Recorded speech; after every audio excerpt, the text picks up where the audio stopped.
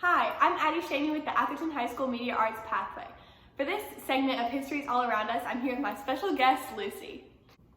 Lucie is named after Lucie Blackburn, a woman who lived in Louisville in the 1830s and had an incredible life story. She fell in love with a young man named Thornton, and the young couple soon married but had a major problem.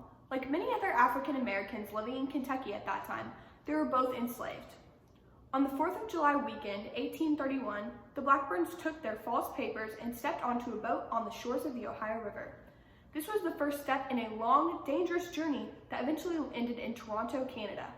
The court case that determined that Canada would not return the Blackburns as requested by the U.S. set the precedent for all other enslaved people who could make it to Canada. Lucie and her husband spent the rest of their lives helping others, which inspired us to name our dog in her honor. This got me wondering, what other Lucies from history have incredible life stories? Here's what I found out. One of the most famous Lucies is probably Lucille Ball. She was an actress, comedian, and producer best known for her role in the show I Love Lucy. She was a trailblazer. I Love Lucy was one of the first shows to center around a woman. She paved the way for future female comedians and took charge behind the scenes as the head of Lucille Ball Productions. Before Lucie Maud Montgomery was 2 years old, her mother died from tuberculosis, and she was sent to live with her grandparents. Like many of us right now, she spent much of her time with nature, books, and her imagination. In 1905, she wrote a novel, sent it off to several publishers, and was promptly rejected. She put it away in a hat box where it sat for 2 years. Lucky for us, she found it and decided to try again, or her most famous work would not be available today, Anne of Green Gables.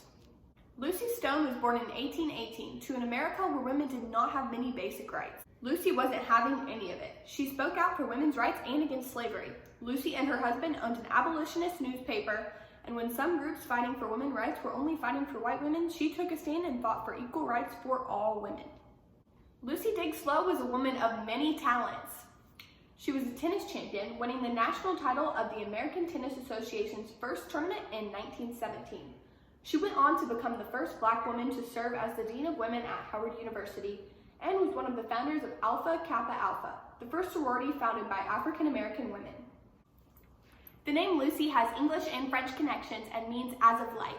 This seems very fitting for the different Lucies we've explored throughout history. Whatever history is around you, we love to see it. Whether it's an old tree in your front yard, a cool artifact in your attic, or a historical site near your home. Please share a short video or photo along with a 100-word description and send it to the Fraser Museum at education@frasermuseum.org or on our social media.